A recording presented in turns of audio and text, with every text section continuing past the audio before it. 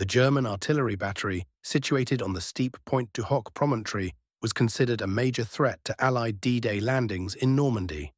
From its height, it could reach Omaha and Utah beaches, endangering amphibious operations. Fortification work between 1943 and 1944 made it impossible for airborne forces to attack from land. Thus, the 2nd Ranger Battalion men were tasked to land from the sea, scale cliffs under fire, and neutralize the artillery. Pointe du Hoc is an iconic example of a seemingly suicidal mission carried out by a small, determined unit. Ranger actions on June 6, 1944, joined the American military pantheon like Bunker Hill or Gettysburg. Yet history has nuances. Soldiers found no cannons in fortified emplacements, but abandoned over 1 kilometer away. This questioned if the attack was necessary. This book reviews that mission broadly, beyond the Rangers' valor. It explores overlooked aspects like the German combat vision and the Allied air and naval forces' role in neutralizing the target. In August 1942, Allied reconnaissance flights detected the German army had installed 3 medium guns on the Pointe du Hoc cliffs, a rock formation on the low Normandy coast near Grand Camp Maisy on the Vire estuary's eastern bank. It was known as the Saint-Pierre-du-Mont Battery after the nearest village, or simply Pointe du Hoc. Today the town is Grand Camp Maisy. In May 1943, the Confrérie Notre Dame resistance network managed to send London a map stolen from German offices in Caen. This document detailed the plans for Atlantic Wall construction in the region. It reached the Supreme Allied Command Staff Cossack, already planning Operation Neptune, the major landing in France. The coast between Caen and the Cotentin Peninsula seemed ideal for attack due to lower coastal battery density, and the stolen map reinforced that impression. In contrast, Upper Normandy and the Pas-de-Calais, closer to England, were heavily fortified with a larger German troop presence. Was that map really authentic? Over the ensuing months, Allied air intelligence services monitored German construction progress along that coastline stretch. Observations confirmed the map's validity. In London, a special analysis unit compiled this information and began issuing periodic Martian reports detailing fortification progress to the Neptune planning team. Concern over coastal batteries grew even more with the introduction of a new technology, radar. Previously, landing fleets could approach at night completely undetected, especially during the critical moment troops transferred to landing craft. Now, surface search radars on coastal batteries allowed location even in the dark. This technological threat, combined with the growing marine radar stations along the French coast, deeply alarmed Allied planners. Once Lower Normandy was confirmed as Operation Neptune's primary objective, a strategy was developed to neutralize the most dangerous positions like the Pointe du Hoc and Ouistreham batteries. The initial Cossack plan, dated August 1943, called for deploying 1 American paratroop battalion and 2 Ranger battalions in the Grand Camp area. The former would attack the Pointe du Hoc battery, while the latter would engage neighboring positions at Maisy. However, in the following months, this strategy was revised as new information came in from France. The resistance reported that the Pointe du Hoc battery was a permanent coastal position equipped with powerful 155mm GPF guns, while the Maisy batteries were part of divisional artillery with shorter range pieces that did not represent a direct threat to the landing zones at Omaha and Utah. This difference became decisive when, during the summer and autumn of 1943, large-scale fortification work began at Pointe du Hoc. The origins of the assault. On the 24th of May, 1942, the 2nd Battery of HKAA 832 German Army Coastal Artillery Battalion was redeployed from its original position near Boulogne on the Channel coast to Pointe du Hoc in Lower Normandy. This move was part of a general effort to strengthen the defenses of the Seine Bay. Although officially a horse-drawn unit, in practice, it only had 4 old horses. The battery was equipped with 6 15.5cm K 418 guns, the German designation for the French 155mm GPF, a heavy World War I artillery piece captured by the Germans in 1940. Despite their age, these guns were still highly valued for their range and firepower, and were therefore frequently used in coastal defensive positions. Interestingly, the United States Army had also received this model from France in 1918 and manufactured it under license. Between 1941 and 1945, it was widely used by American coastal artillery units, so the American Army was well aware of its performance in that defensive role. German coastal defense doctrine prioritized the protection of ports. Accordingly, the mission of the Pointe du Hoc battery was to defend the nearby port of Grand Camp, the estuary of the Vire River, and other associated port facilities such as Grand Camp. To establish the position, the German authorities expropriated a plot of land measuring approximately 30 hectares belonging to 3 local families. The Gallinel family was evicted from their farm in September 1942, and their property was converted into a mess hall, stables, and temporary accommodation until new barracks could be built. Initially, the 6 guns were installed in conventional field positions, protected by mounds of earth and sandbags, and hidden under camouflage netting. According to the theoretical organization of the battery, it was to have 6 officers, 20 non-commissioned officers, and 120 enlisted men. Initial command was held by Oberleutnant Fredo Ebling. As its function was to engage the enemy fleet, firing exercises were conducted from the position using wooden rafts as floating targets in the sea. The location was registered under the name Stützpunkt Bayou 075. The construction of permanent defensive structures began in November 1942 with the arrival of technicians from the organization TOD, the German paramilitary body responsible for major military projects. At Pointe du Hoc, the TOD contingent consisted of around 150 German workers, reinforced by forced labor, French and Algerian workers, as well as Polish and Russian prisoners of war. On average, during 1943, there were around 500 men working at the site. In 1944, Italian soldiers were also incorporated after Italy joined the Allies. The area was covered by the typical Norman bocage hedges, which were gradually cleared to allow the guns an open field of fire. The first structures to be erected were the officers' bunker, a command post located to the south of the site, and a Type H-661 medical bunker.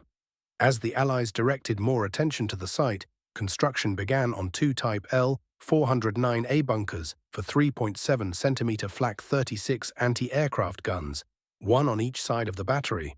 The western bunker was assigned to Unteroffizier Helmut Nahr, and the eastern one to Warrant Officer Erwin Tamela. The first Allied air raids on Pointe du Hoc did not occur until April 1943 and were initially sporadic and of low intensity. Fortifications and designs at Pointe du Hoc. At Pointe du Hoc, the standard designs of the Atlantic Wall were used, including structures known as Gruppenstand or Doppelgruppen. These models were part of a common catalogue of German military engineering, with variations depending on the branch of service requesting their construction. For example, Plan H-622 corresponded to a personnel shelter designed by the Heer Army, while L-409 was a typical Luftwaffe air raid bunker. Almost all of the fortifications built at Pointe du Hoc followed the B standard, which required reinforced concrete walls 2 meters thick, capable of resisting shells up to 203 millimeters, and bombs weighing up to 450 kilograms. Smaller structures, such as the Tobruk-type machine gun positions being partially buried, were usually built to the lighter B1 standard, with walls between 1 and 1.2 meters thick. During 1943, work began on the construction of closed casemates to protect the guns, a modification driven by the lessons learned after the failed Allied landing at Dieppe in August 1942. That attack highlighted how vulnerable the open well system, known as Kettles, was to aerial bombardment. The casemates, while offering greater protection, significantly restricted the gun's rotation angle. At Pointe du Hoc, the H-679 model was chosen, which limited the gun's rotation to only 120 degrees, 60 degrees to each side, demonstrating that these guns were designed exclusively for firing out to sea. Once mounted in these structures, they could not rotate sufficiently to cover Omaha or Utah beaches. Therefore, a mixed solution was chosen. 4 guns would be mounted inside casemates, while the other 2 would remain in their former open positions to ensure all-round coverage. The Atlantic Wall's winter 1942-43 plan called for completion by late summer 1943. To expedite the work, unconventional construction methods were employed. Instead of traditional concrete pouring with wooden formwork, a shell structure technique was used, which consisted of assembling interior and exterior walls with precast concrete blocks and then filling the space with concrete after installing Monnier-type metal reinforcement. However, in the fall of 1943, British attacks on the Ruhr industrial region forced the repatriation of a large number of TOT organization workers to Germany, which slowed construction. In the end, only 2 casemates were near completion. A third was left half-built, and only the floor of the 4th was excavated. Key components, such as ventilation systems and electrical connections, never arrived. So none of the casemates were occupied, and the guns remained in their original open positions. In parallel with the construction of the casemates, 3 HI-34 ammunition bunkers were erected in August 1943. The last major structure completed was the H-636A fire control bunker, completed in October of that year and located right on the edge of the cliff facing the sea. This had an optical rangefinder mounted in an opening at the top, and inside it housed communication rooms equipped with radios and field telephones. Under the command of Lieutenant Wilhelm Ruhl, this observation post was permanently manned by at least 3 men. Unlike the Kriegsmarine fire control centers, this HERE model lacked overhead protection, and its system was rather rudimentary for tracking moving naval targets. Pointe du Hoc Artillery Battery. The Kriegsmarine deployed a large radar surveillance station, codenamed IM, at the Lagri strongpoint near Pointe Ras de la Percée, about 4 kilometers to the east. 2 Fumo 2 Calais surface radars were installed there, capable of detecting Allied ships and transport vessels. A Luftwaffe radar post, codenamed Eagle, also operated at the same location. Reorganization, radars and doctrinal disputes at Pointe du Hoc. 9th Company of Air Signal Regiment 53, 9th/Luftnachrichten, Regiment 53, operated the radar station at Lagri strongpoint, equipped with 2 Fusee 65 Würzburg Riese air search radars. This facility was linked by radio to both Pointe du Hoc and higher commands by specialist personnel from Funkmess Company 369, which maintained operators at both locations. During the fall of 1943, major personnel changes took place at Pointe du Hoc. The Eastern Front required ever more troops, so German units in France were thoroughly overhauled. Many young soldiers were sent east, replaced by wounded veterans or older reservists, deemed unfit for combat in Russia. The Pointe du Hoc battery, which had an authorized strength of 146 men, fell to about 120 men that fall, and by the summer of 1944, only approximately 85 remained. An incident on the 22nd of October, 1943, highlighted command problems. 3 British ships appeared off Crickville, right at the limit of the battery's range. They were not engaged. The battalion commander, Major Clemens Vlemont, angrily contacted Lieutenant Ebling to demand an explanation. Ebling, unconcerned, replied, "I cannot shoot sparrows with these guns." He was immediately relieved of his duties and sent to the Eastern Front, being replaced by his second-in-command, Oberleutnant Brokorb. On the 15th of December, 1943, another restructuring took place driven by Field Marshals Rommel and Rundstedt, who had been appointed by Hitler to revitalize the defenses in France. Rundstedt demanded greater unification of command over the coastal batteries. Until this time, the Army, HERE, and the Navy, Kriegsmarine, had developed separate defensive systems with distinct tactical concepts. The HERE batteries, generally located inland, were designed to fire indirectly. They used towable guns and casemates with rear doors, allowing the guns to be moved between sectors. Pointe du Hoc was an exception, situated directly on the coast due to the strategic advantage of the headland. In contrast, the Kriegsmarine's batteries known as dune warships used fixed naval gun mounts and were positioned along the coastline designed to engage enemy vessels directly. This duality led to friction. The Heer complained that naval batteries were vulnerable to shelling. The Navy, for its part, criticized the Army unit's lack of effective fire control systems, which made them ineffective against moving targets such as ships. A Swedish coastal defense officer who visited the Norman fortifications after the war concurred with the Navy's view and noted the Heer battery's poor ability to track moving targets. Despite the disagreement, Rundstedt obtained Hitler's support to unify control. The HKAA 832 Battalion was reorganized as HKAR 1260 Heereskusten Artillery Regiment. The main change was that the naval battery under construction at Longues-sur-Mer became the 4th battery of the new regiment, and Pointe du Hoc was reclassified as the 2nd battery of HKAR 1260. Furthermore, its tactical designation was changed to WN 75, Widerstandsnest 75, and it was integrated into the Stützpunkt Pointe du Hoc, next to the small infantry detachment WN 76 located to the west. In terms of defensive doctrine, the traditional German approach to dealing with landings consisted of establishing a thin forward defensive line to cover ports and estuaries, while the bulk of the troops waited in the rear to launch a mobile and decisive counterattack. This approach had been repeated in previous operations such as Sicily, Salerno, and Anzio. However, convinced that Allied air and naval power rendered the traditional doctrine of defense in depth unviable, Field Marshal Erwin Rommel demanded an urgent restructuring.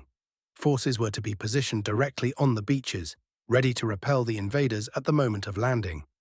As a result, he ordered the units of the 84th Army Corps sector in Lower Normandy to begin moving men and equipment toward the coastline. Pointe du Hoc was located within the stretch controlled by the 3rd Battalion, Grenadier Regiment 726, the 3rd/GR 726, belonging to the 716th Infantry Division. This unit, distributed in 4 companies, covered a long front that stretched from Grand Camp to the beaches of Colville-sur-Mer, later known as Omaha Beach, and extended westwards towards Pointe du Hoc. The battalion was so dispersed that it could not allocate specific reinforcements to the headland, so the battery was given additional personnel randomly as available.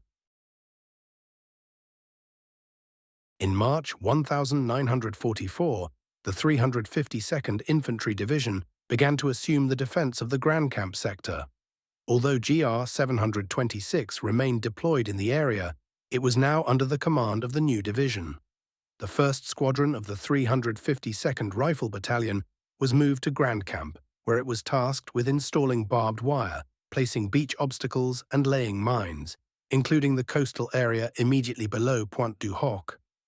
Among the defences deployed were peculiar rolling mines, old French heavy artillery shells suspended by cables above the cliffs.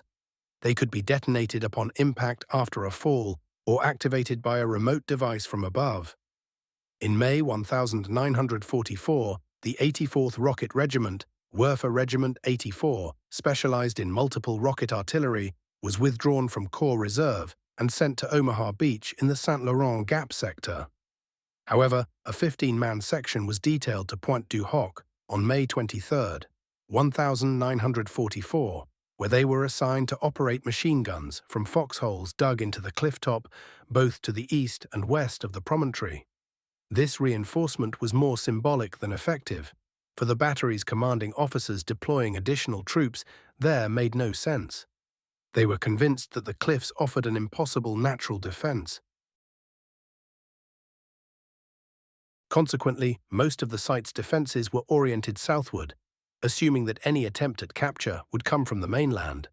Furthermore, anti-glider obstacles were being set up in that direction, reinforcing that tactical expectation, initial Allied plans, and the threat of Pointe du Hoc.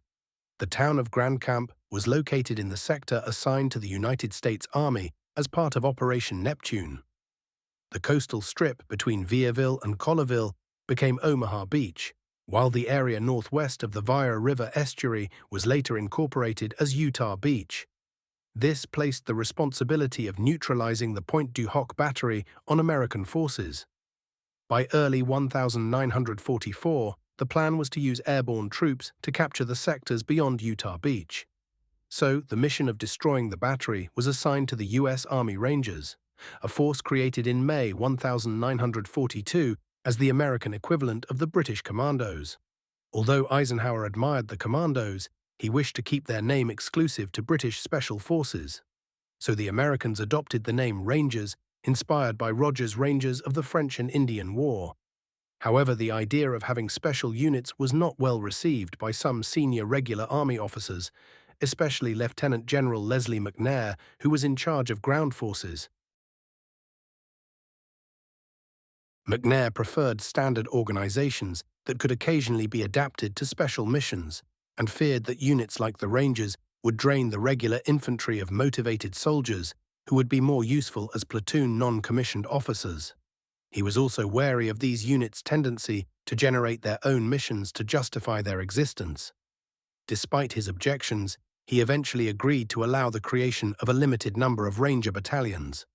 The 1st Ranger Battalion was formed in Scotland in June 1942, recruiting volunteers from troops already deployed in the United Kingdom under the command of Lieutenant Colonel William Darby. It became known as Darby's Rangers. Some of its members took part in the failed Dieppe raid in August of that same year, and subsequently in operations in the Mediterranean. Arzu, Algeria in November 1942. Gela, Sicily in July 1943, Salerno in September, together with the 3rd and 4th Battalions, and finally Anzio in January 1944, where they suffered heavy casualties. For Western Europe, the 2nd Ranger Battalion was formed in April 1943 at Camp Forest, Tennessee, under the command of Major James Rudder, a 34-year-old Texan who had been a teacher and football coach before being called up for active duty in 1941. The Rangers' organization differed from the regular infantry. Instead of 3 rifle companies and 1 weapons company, they had 6 assault companies, A through F, totaling 516 personnel compared to 871 for a standard battalion. Recruitment was demanding. They wanted tough, determined, and physically fit men. Of the more than 2,000 volunteers, only about 550 remained. From the outset, the 2nd Battalion was assigned to Operation Neptune. In September 1943, it underwent the demanding Scout and Raiders Amphibious Assault School at Fort Pierce, Florida. Allied planners considered the Pointe du Hoc battery such a serious threat that the Navy decided to relocate the Omaha transportation area farther offshore, out of gun range. Originally, it was hoped that Commando and Ranger units would attack the Pointe du Hoc and Ouistreham batteries during the night before the transports arrived at dawn. However, by February 1944, it was realized that this sequence was impractical. The minesweepers would advance with the main force, and it was not feasible to organize a pre-clearance operation solely for the special forces. Therefore, the Rangers had to land practically at the same time as the main troops, which meant that the guns could still be active during the landing at H-hour 0630. Thus, the use of aerial bombardment became a priority, not only to soften the defenses, but to completely destroy them. Although not listed as an explicit objective, one of the secondary purposes of the assault on Pointe du Hoc was to connect the right flank of the 5th Corps at Omaha with the 7th Corps landing in Utah. However, Allied intelligence overestimated the battery's real danger. They were unaware that it had no night-fire capability or naval targeting systems. Conversely, they ignored the true threat posed by the more modern and dangerous Longue-sur-Mer battery. Ultimately, the Allied plan to eliminate the battery was divided into 3 phases: a preliminary aerial bombardment, an air and naval assault in the opening hours of D-Day, and finally a Ranger ground assault. For this, a provisional group was formed under Lieutenant Colonel Rudder, which would include the 2nd and 5th Battalions. The inclusion of 2 units offered greater flexibility in the face of the unknown. Some skeptical officers claimed that 3 old women with brooms might prevent the Rangers from scaling the cliffs. Rudder and his commanders thought it was a joke when they first saw the plan, but the planners were confident that the bombardments would weaken the defences and that audacity and surprise would be decisive. The 5th Battalion was ready to intervene if the 2nd failed in a direct assault. The bombers arrived in 1943. Consideration was given to destroying the coastal batteries with massed airstrikes.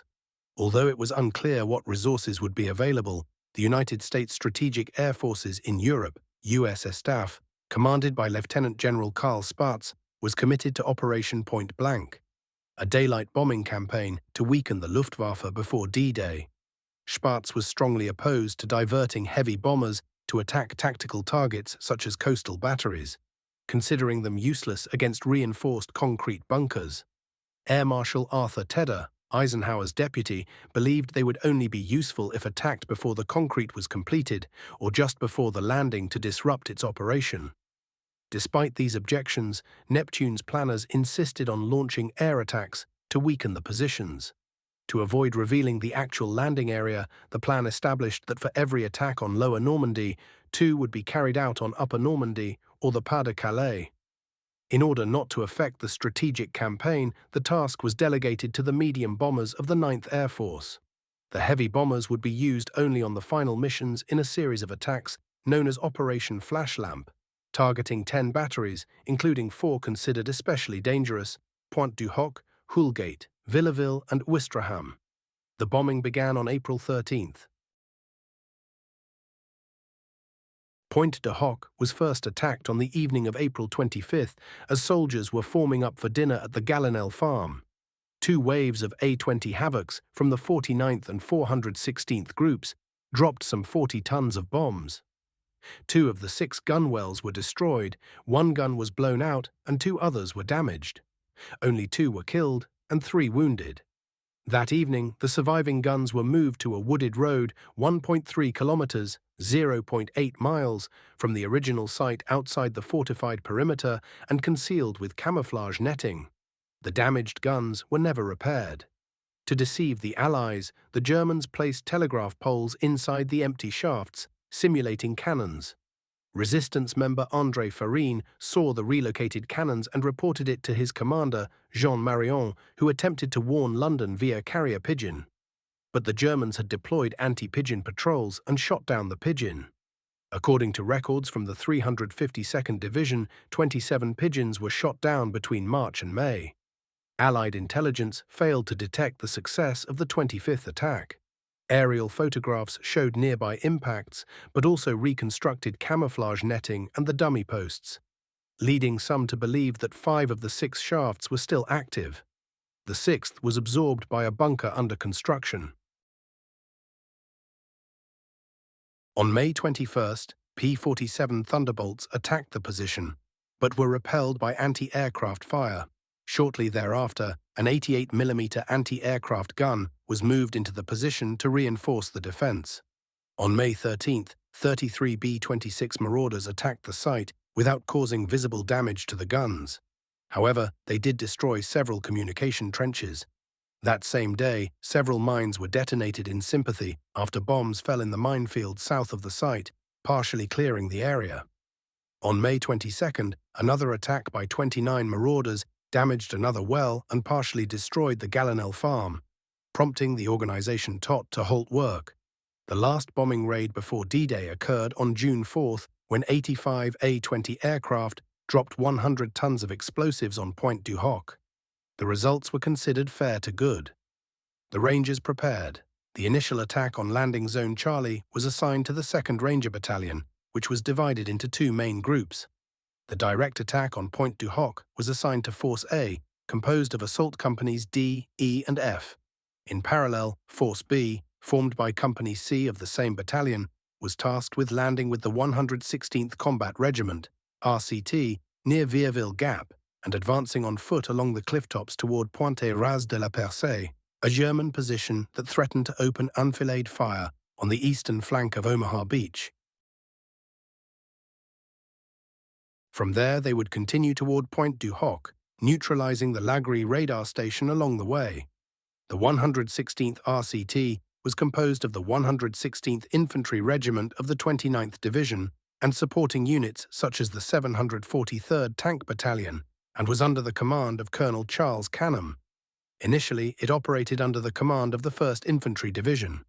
If the initial assault on Pointe du Hoc was successful, Force A would be followed by Force C under Lieutenant Colonel Max Schneider. This grouping included the 5th Ranger Battalion, along with A and B companies of the 2nd Ranger Battalion. Should Force A fail to land, Force C would land on Dog Green Beach near Vierville Gap and march inland to attack Pointe du Hoc from the interior. To support the Provisional Ranger grouping, a gun platoon was added to the 2nd Battalion's command company, modelled after a similar unit used by Derby's Rangers in Italy. This platoon included 4 M3 gun motor carriage, GMC, vehicles, old half-tracks equipped with 75mm cannons and 50 caliber machine guns. These armoured vehicles were transported in LCT, Landing Craft Tank, as part of Force C. Force A would be landed directly at the foot of the cliffs using 10 LCA boats. D Company would land on the west side of the promontory, while E and F companies would land on the eastern side. The Rangers were lightly equipped: an M1 rifle, 128 rounds of ammunition, and 6 grenades. Each group had an expert climber nicknamed Summit Monkey, assigned to climb the ropes first. These soldiers carried only pistols and carbines. Support weapons were limited to 4 bar machine guns and 2 60mm mortars. 2 more 81mm mortars would arrive on the supply boats. The Rangers did not carry backpacks, which were carried separately, although some wore assault vests with additional equipment. In addition to the Rangers, the assault group included the NSF CP-1 Naval Shore Fire Control Party Team and a group of Army observers from the 293rd Joint Signal Company who were responsible for coordinating supporting fire. The naval component of the attack, designated Assault Group 04, was flown by the Royal Navy under the command of Commander S.H. Dennis. The motherships were LSIs, Landing Ships Infantry. LSIs H were converted former Channel steamers, while LSIs M were converted Belgian ferries. Each carried a flotilla of 6 to 8 LCAs with a theoretical capacity of 32 men per boat, although they averaged 22 due to additional equipment. Each boat carried 4 ratings, usually armed with a Lewis gun. Each flotilla was guided by a Fairmile ML launch used for navigation and orientation. They were in turn escorted by 2 LCSM, versions of the LCA armed with heavy machine guns and smoke mortars. The LCTs carried the support vehicles. Force A was assigned 1, while Force C had 2 from the 116th RCT. But on the night of June 5, hours before sailing from Weymouth to Normandy, an unexpected event occurred. Since Rudder commanded the entire Ranger Group, command of Force A had been delegated to Major Cleveland Lytle, commander of Company A. That night, several officers gathered aboard the Ben Mai Tree to celebrate Joseph Rafferty's promotion to captain and the new commander of that company. The whiskey ran wild, and an intoxicated Lytle began to rant against the mission, calling it suicidal. Medical Captain Walter Doc Block attempted to calm him down, but Lytle punched him. Informed of the incident, Rudder stormed off the USS Ancon, where he was embarked, and appeared in a rage. He immediately dismissed Lytle and transferred him to the 90th Division, where he would later perform gallantly. Since no other officer was privy to the full details of the operation, Rudder assumed command of Force A himself. The decision was not well received, even by Major General Clarence Hubner, commander of the Omaha landings, nor by Lieutenant General Omar Bradley, commander of the First Army. However, both reluctantly agreed to the change. Rudder remained on the command ship Prince Charles during the crossing and at 0400 on D-Day transferred to the Ben Mai Tree. This absence of a commanding officer on the coordination ship would later have negative consequences, as no one remained on board to manage support for the Rangers during the battle. The dawn of the attack, paratroopers, aerial bombardment, and naval gunfire. Around midnight on June 5 to 6, 1944, German command posts began receiving a continuous stream of reports of increased Allied air and naval activity off the Normandy coast. Shortly thereafter, it was confirmed that paratroop units were landing around the estuaries of the Weiher and rivers. Immediately, German coastal defenses were placed on high alert. Ironically, the first American soldiers to arrive at Pointe du Hoc were not Rangers. At 1:05, a C-47 of the 96th Troop Carrier Squadron, carrying paratroopers from Company the Fun, 506th Parachute Infantry Regiment, 101st Airborne Division, was hit by anti-aircraft fire and crashed into the sea off the headland. Before impact, at least 4 paratroopers managed to jump out. The jump officer, Lieutenant Floyd Johnston, and Sergeant Neil Christensen landed on top of the headland and after a brief firefight were captured. Johnston later managed to escape. 2 others, Sergeant Raymond Crouch and Private Leonard Goodall, landed on the shoreline below the cliffs and remained hidden until dawn when they joined the Rangers. At 4:45 a.m., just before dawn, the final phase of Operation Flashlamp began. A radar-equipped Mosquito 9th aircraft of No. 105 Squadron RAF, piloted by Flight Lieutenant Gordon, was the first to attack, dropping red flares to mark the target. A second Mosquito failed to deploy its flares. 3 additional Mosquitoes of No. 109 Squadron dropped green flares from altitudes of 9,500 meters.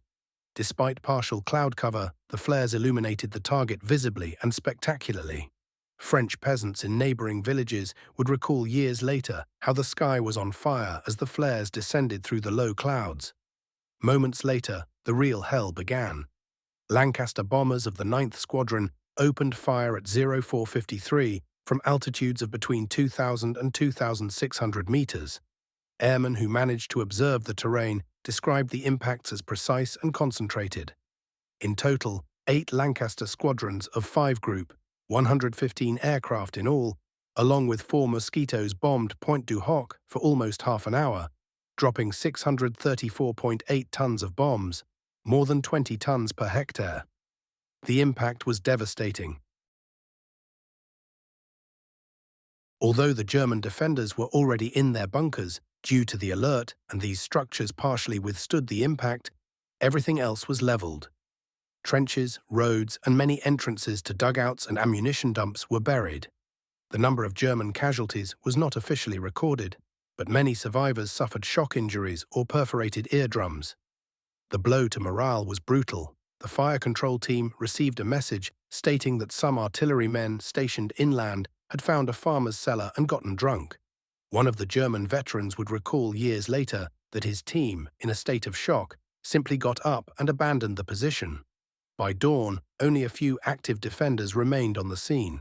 The control team in the command bunker, some machine gun crews from the 84th Rocket Regiment positioned on the cliff edges, the western anti-aircraft bunker that had escaped severe damage, and small groups trying to escape from the collapsed dugouts. Many others had been killed, trapped, or had simply abandoned the position. There were also construction workers, including Italian prisoners of war. The RAF bombers did not escape unscathed. During the early hours of D-Day, Schnellkampfgeschwader 10, a fast attack unit equipped with FW-190 fighter bombers, received orders to intercept Allied aircraft dropping paratroops near Carentan. The 3rd Staff commanding Hauptmann Eberspacher took off with 4 aircraft from Evreux 2 hours late. They flew towards the coast and in the dawn gloom came across a bomber formation of the 5th Group. Eberspacher led the attack, claiming 2 Lancasters shot down near Isigny and another at Carentan. Another pilot also claimed an additional one. These were the first dogfights of D-Day between 0501 and 0504. Although the Germans claimed to have shot down 4 aircraft, the actual losses were 3. 2 Lancasters from 97 Squadron and 1 from 50 Squadron. 3 more returned damaged. Naval artillery then went into action. Pointe du Hoc was designated target number 1 for the U.S. Navy's Bombardment Force C, which included the battleships USS Texas and Arkansas, along with several cruisers and destroyers. At 0550, Texas, flagship of Rear Admiral C.F. Bryant, commenced firing her 14-inch 356mm guns, firing some 250 salvos. An observer plane from the battleship itself circled overhead to correct the fire. One of the most notable hits dislodged part of the cliff just below the eastern anti-aircraft bunker, decisively altering the terrain for the ensuing engagement. The bombardment also disabled many of the mines suspended along the cliff, which were brought down by the explosions. The destroyer USS Satterlee attacked the bunkers west of the headland, while HMS Talibont opened fire on the Lagri radar station and its defenses. Meanwhile, USS Thompson bombarded strongpoint WN-74 at the tip of Pointe Ras de la Percée. The naval artillery ceased fire at 0625 H-5 in anticipation of the imminent landing of the Rangers at H-hour 0630. Barely had the naval bombardment ended at 6:30 when the final airstrike of Operation Flashlamp took place. 9 B-26 bombers of the 391st Bombardment Group circled over Pointe du Hoc and dropped another 16 tons of explosives on the strongpoint. The Rangers landing at Pointe du Hoc. At around 2:50 a.m. on June 6th, the convoy from Weymouth arrived off the Normandy coast. The LCS-M boats were launched from the LSI ships, and the Rangers of Force A took up their positions in the dark around 0400. The seas were rough from the previous day's storm, and the small, heavily laden boats began to take on water. Many of the men became severely seasick during the wait. By 4:30 a.m., the flotillas were supported by the two LCS-M, covering fireboats, and both formations headed inland. Due to the sea state and the slow speed of the overloaded boats, the advance took 2 hours. The tragedy began early. Around 5:15, one of the supply boats sank, followed shortly after by another. Around 5:30, LCA 860, carrying Captain Harold Slater, and 20 men from D Company flooded and sank.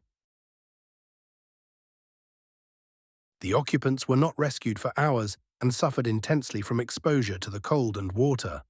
At the head of the flotilla was the motorboat Fairmile ML 304 under the command of Lieutenant Colin Beaver of the British Volunteer Naval Reserve. Initial navigation was carried out using a QH-2G radio navigation system, which cross-referenced signals from transmitters located in the United Kingdom and was accurate to within about 45 meters. The boat also had Type 970 radar, but it proved useless against a coast with no radar features. At first light, the coast was vaguely outlined, although smoke and the effects of the bombardment made precise landmarks difficult to identify. Around 5:30, both the radar and the QH-2 system failed due to an electrical fault. Beaver had assumed that Pointe du Hoc would be easy to identify thanks to its guns, but in practice he mistook the headland for Pointe Ras de la Percée, which looked very similar from sea level. Around 6:00 a.m., when they were still about 5 kilometers from the coast, he ordered a course change to the wrong target. At 5:40 a.m., LCT-46 gave the order splash, and the 4 DUKWs, amphibious vehicles with ladders, were launched into the water and joined the flotilla. By now, Rudder suspected they were heading in the wrong direction. When they were about 900 meters offshore, he ordered the helmsman of LCA 888 to turn west. Beaver, finally realizing his mistake in missing the fort's distinctive casemates, corrected course, turning 160 degrees to starboard, but the boats were now within range of enemy fire from the cliff tops, and there was still 3 kilometers of low-speed travel to be done below the ridge. Lieutenant Commander Baines of the destroyer HMS Talibont called the approach suicidal. Beaver later described that during that final approach, his boat received only light machine gun fire, which was answered by fire from 20mm Oerlikon cannons. However, the boats behind were not so lucky. LCS M91 was repeatedly hit by a German machine gun nest and began to sink by the bow.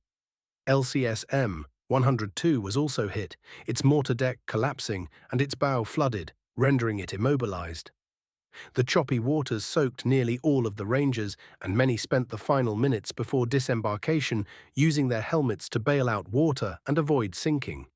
Baines, aboard the Talibont, attempted to protect the DUKWs with naval gunfire. He brought his destroyer close to the shore and opened fire on the hidden machine gun nests, using 102mm guns and 40mm pom-pom anti-aircraft guns. However, the DUKW-1 was hit and was left adrift beneath the cliffs. Due to the delay, Rudder modified the landing plans. He ordered the 9 remaining LCAs and the 3 surviving DUKWs to proceed directly to the eastern side of the headland, with D Company landing between E and F companies, rather than on the western flank as planned. At 7:09, almost 40 minutes late, ML 304 transmitted the radio signal Crowbar, reporting that they had made landfall. The message was received by the rest of the fleet. This delay gave the German defenders about 45 minutes to reorganize after the naval bombardment.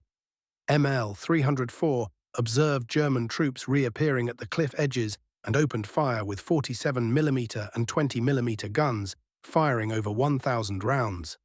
At 07:15, Commander J.W. Marshall ordered USS Satterlee to close and open direct fire on the enemy troops with her 127mm guns and 40mm anti-aircraft guns containing the German attempt to repel the landing. The 9 LCAs landed on a narrow beach barely 30 meters deep and 450 meters long. The unexpected arrival of D Company displaced F Company to the southeast, even outside the fortified perimeter. For the seasick and soaked rangers, stepping onto dry land was a relief after hours of fighting the waves.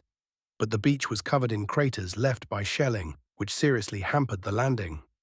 Several soldiers fell into sinkholes hidden by the waves. In one LCA, the entire unit had to wade through a deep crater to reach dry land. With all the boats on land, the cliffs loomed over the rangers. Attempts to climb with J-lights from the LCAs were inconsistent. The long journey and the waves had soaked the ropes, making them much heavier. Of the 54 lights launched, only 19 managed to get the grapples to the top. On LCA 887, 2 lights were fired. But when the problem became evident, the team dismantled the remaining ones and brought them ashore. Sergeant John Cripps launched the rockets manually with a portable battery, resulting in his injury and partial blindness. Only 2 Shermley rockets were successfully fired, both from LCA 861. The craters paradoxically helped. Some sections of the cliff had collapsed, leaving mounds of debris that allowed the use of metal ladders. The teams from LCA 888 and 668 managed to climb these areas. Climbing the ropes, on the other hand, was a grueling task, even where there was no enemy fire, as the humidity and mud made them extremely slippery. Biocalcarenite rock terrain, a mixture of clay and fossil shells, had yielded under the bombardment, and the rock falls formed makeshift ramps. But the uneven ground of pebbles and craters made it impossible for the DUKWs to use ladders. They could not get close enough to the cliff to deploy them. Although the ladder-mounted DUKWs had been ineffective, Sergeant William Stiverson decided to try anyway.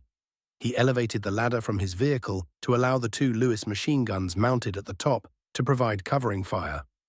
Stiverson clung to the top of the ladder more than 25 meters above the ground as it swayed dangerously due to the lack of firm support from both the DUKW and the structure itself. From there he fired toward the summit with inaccurate bursts. His effort was valiant but short-lived. The latter DUKWs proved ineffective. German resistance to the landing was light due to the combined effect of the aerial and naval bombardment, as many of the gunners had been displaced south outside the main perimeter, with support boats and the destroyer Satterlee firing at any sign of movement. Many Germans remained hidden in craters or trenches, blindly throwing grenades over the cliff face. The Rangers soon lost respect for them. The explosions often fell too far to cause damage. One of the suspended mines exploded over LCA 861, momentarily burying a soldier but causing no further casualties. The 2 main pockets of resistance were in the observation bunker at the headland and in an MG-42 machine gun position of Werfer Regiment 84 south of the flak bunker. Heavy fire from the left flank prevented the LCA 884 team from using the ropes they had thrown, and they had to use those of the neighboring LCA 883 team. By the time the first Rangers reached the crest, casualties on the beach numbered about 15, primarily from machine gun fire. On the right flank, Company E units ascending from LCA 861, 862, and 888 encountered no visible Germans upon reaching the top. In the center, two Rangers from LCA 722 surprised a small German group by throwing grenades and dispersed them with bar fire. One of the first Rangers from LCA 68 from Company D was killed upon reaching the crest, but the rest were able to advance without direct contact. The other sections of Company D also encountered no immediate resistance, albeit under scattered fire. Only the LCA 884 team faced sustained opposition until it managed to link up with the LCA 883 teams and ascend their ropes. The clifftop was so flattened that the fields of fire were very short.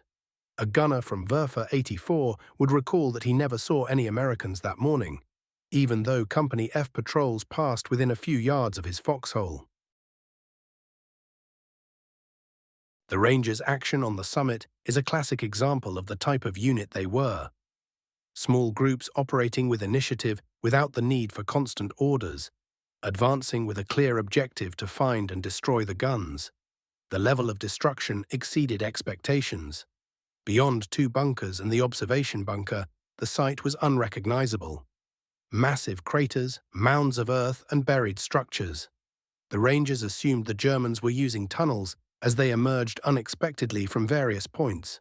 In reality, many covered trenches had been destroyed, but dugouts, tobrukes, and small bunkers still offered cover.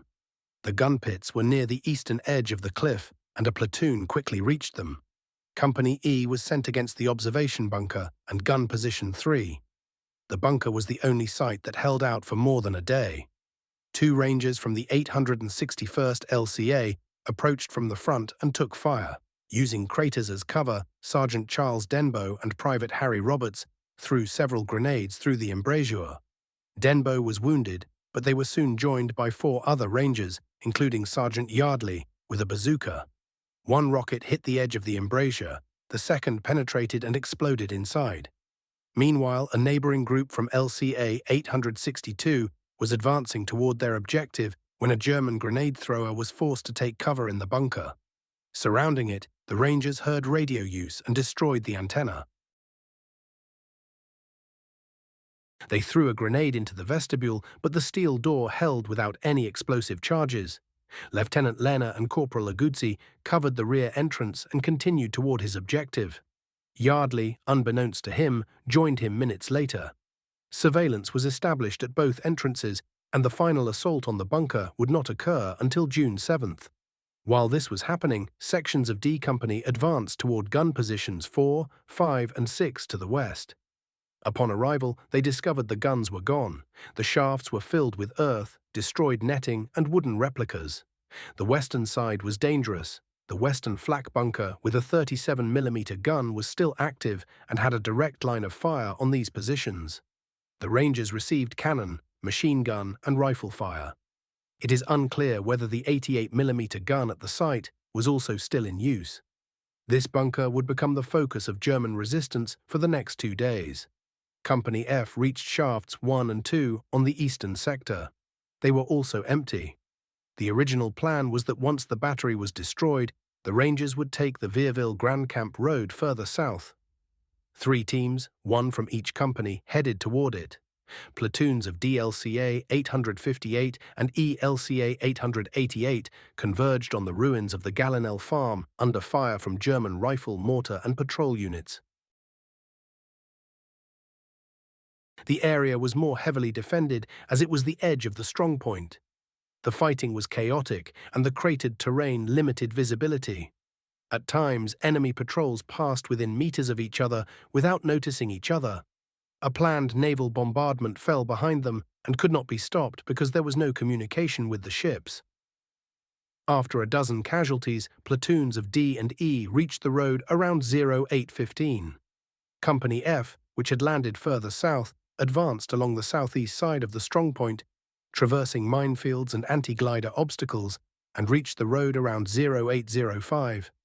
Advancing west, they encountered resistance at the hamlet of Auguay, but with a few bursts of bar, they forced the German detachment to surrender. Shortly thereafter, the 3 groups reunited, numbering about 50 men. At that point, the priority was to consolidate the position on the road and prepare for the defense of Pointe du Hoc against German counterattacks from the south and west. They did not expect any threats from the east, convinced that reinforcements would soon arrive from Omaha Beach. Reconnaissance patrols were sent out. Among them, Sergeant Leonard Lomel and Sergeant Jack Kuhn of Company D advanced along a path through hedges to avoid snipers. At about 230 yards, they discovered the 5 German guns hidden, intact, pointing toward Utah Beach. They were ready to fire, but unmanned. Lomel destroyed 2 steering mechanisms with thermite grenades and broke the sight of another. They returned to search for more explosives. Meanwhile, a team of 5 Rangers from Company E under Sergeant Frank Rupinski also arrived. They placed thermite grenades on each gun, destroyed the sights, and blew up the charge dump. When Lomel returned to his group, he saw that the others had already finished the job and withdrew. 2 messengers were sent separately to inform Rudder. A messenger from Company E also departed. At 11:10, Rudder's headquarters transmitted the news by radio, signal lamp, and carrier pigeon. No headquarters received the radio message, but a pigeon arrived safely in England. Ranger patrols and platoons extended an outer defensive line around Pointe du Hoc. The bulk of the battalion focused on securing the interior of the strongpoint and establishing contact with higher command. While the center of the position no longer offered organized resistance except for the observation bunker, active pockets remained at the edges of the area, particularly in the western flak bunker and in a machine gun position positioned on the cliffs about 1,400 meters east, outside the main perimeter. In addition, several German soldiers remained dug in or trapped in bunkers and trenches, collapsed by the pre-dawn bombardment.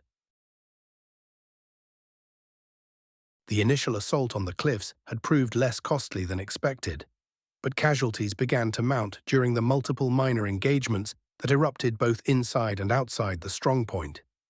Lieutenant Colonel Rudder designated Captain Otto Masny, commander of Company F, to organize the immediate defense of the position.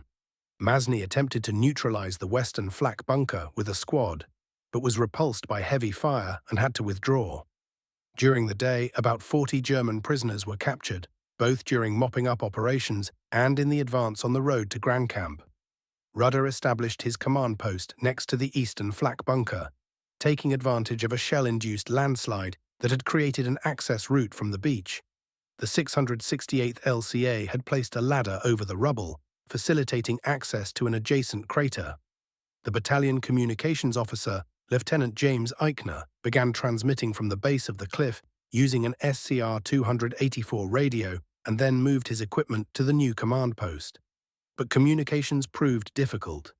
Much of the equipment had been rendered useless by water. Each platoon had an SCR-536 handy transmitter, and each company had an SCR-300 walkie-talkie radio with a range of about 5 kilometers, although few were working properly. The Naval Observer Patrol under Lieutenant Kenneth Norton and the Army Liaison Unit under Captain Jonathan Harwood also had their equipment damaged by the water.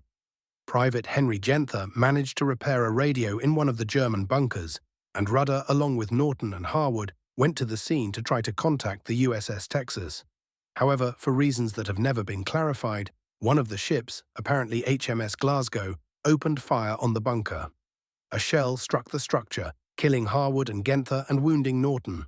Rudder, drenched in yellow marker paint from the impact and dazed, was unharmed. Despite this shock and a gunshot wound to the thigh sustained earlier, Rudder continued in command. His leadership was later highly praised by his men. Lieutenant Dutch Vermeer wrote, "I cannot pay enough tribute to Colonel Rudder.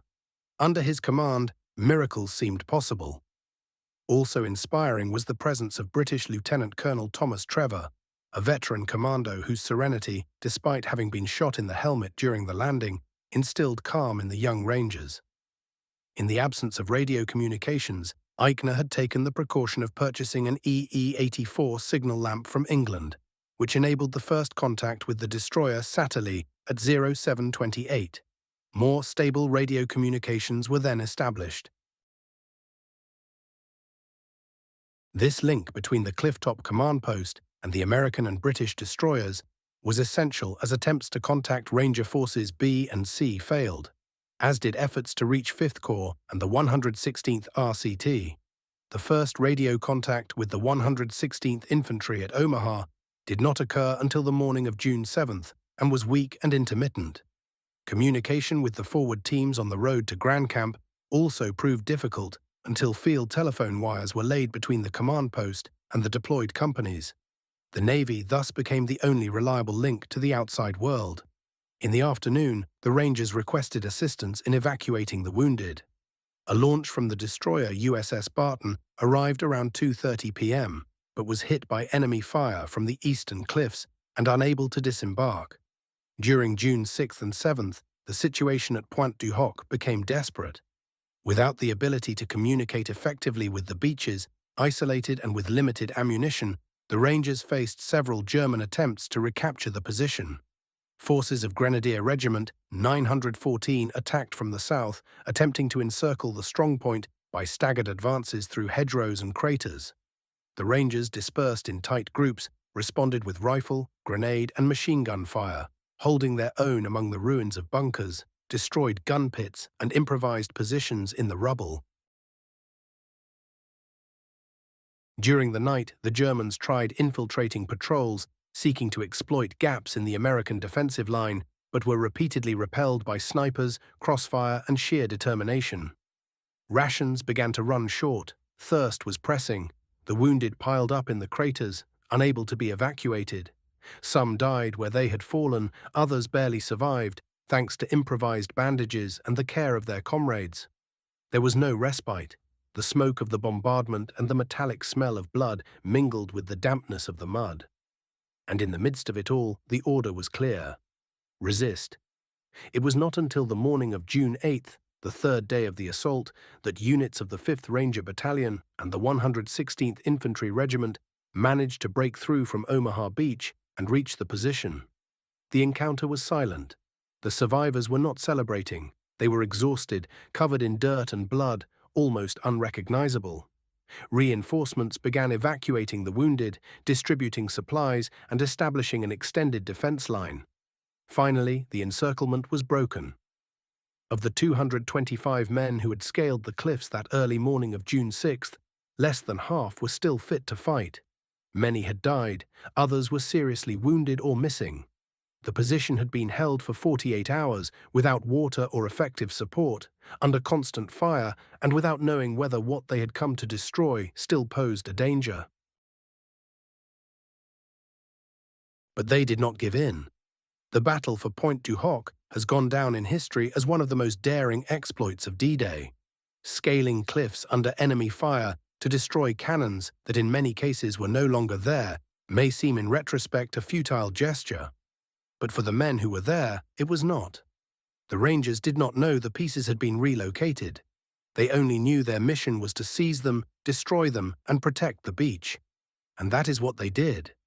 Amidst the confusion, fire, mud, and fear, they held firm for 2 days, isolated without reinforcements, with the coast still far from safe.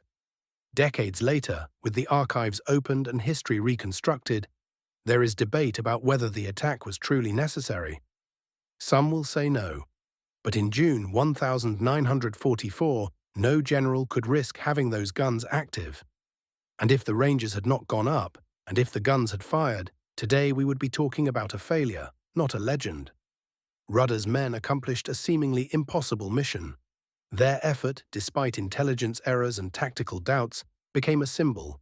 Because in war, sometimes it is not about knowing everything, but about having the courage to act when it is most needed. So when you look back at the cliffs of Pointe du Hoc today, what you remember is not whether the cannons were there or not. What you remember is that there were people who climbed them anyway.